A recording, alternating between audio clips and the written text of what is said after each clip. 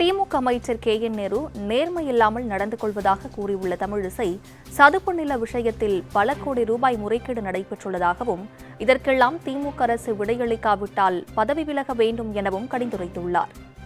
இன்று தமிழக அரசு தள்ளாடி கொண்டிருக்கிறது. திமுக நேரு நேர்மை இல்லாமல் இருந்து கொண்டிருக்கிறார். இன்னைக்கு பார்த்தீங்கள் என்றால் 634 கோடி ரூபாய்க்கு மேலே மிக மிக கடுமையாக குற்றச்சாட்டை நாங்கள் வைக்கிறோம். நேரு நேர்மை இல்லாமல் நடந்து கொண்டிருக்கிறார். ஆக அப்படிப்பட்ட சூழ்நிலையில் இன்றைய காலகட்டத்தில் இதுவரைக்கும் ஏறக்குறைய 7-8 அமைச்சர்கள் மீது ஊழல் குற்றச்சாட்டு இருக்கிறது. இன்னும் சொல்ல போனால் இன்னைக்கு சதுப்பு நில காடுகள் 2000 கோடி ரூபாய்க்கு மேல அங்கே ஊழல் நடந்திருக்கிறது.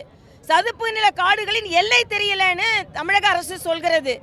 ஆக இதற்கெல்லாம் பொறுப்பேற்று தமிழக அரசு பதில் சொல்ல வேண்டும், இல்லை என்றால் பதவி விலக வேண்டும். ஏற்கனவே ஒரு கார்ப்பரேஷன்ல, மதுரை கார்ப்பரேஷன்ல பிரச்சனை. அதே மாதிரி இங்கே சென்னையில குடிநீர் வழங்குதல் உட்பட எல்லாவற்றிலும் ஊழல் நடந்திருக்கிறது என்ற வகையில் நிச்சயமாக தமிழக அரசு இதற்கு பதில் சொல்ல வேண்டும் என்று நான் கேட்டுக்கொள்கிறேன்.